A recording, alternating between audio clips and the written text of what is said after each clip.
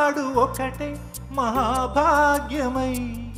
బ్రతుకుతుంది పడతి పతే లోకమై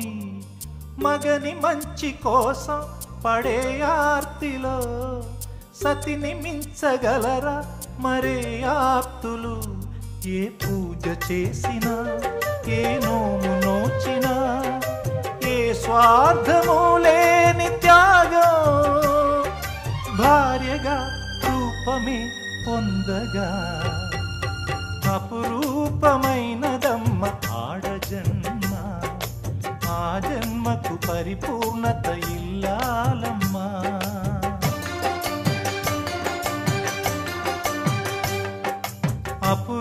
అపురూపమైనదమ్మ ఆడజన్మ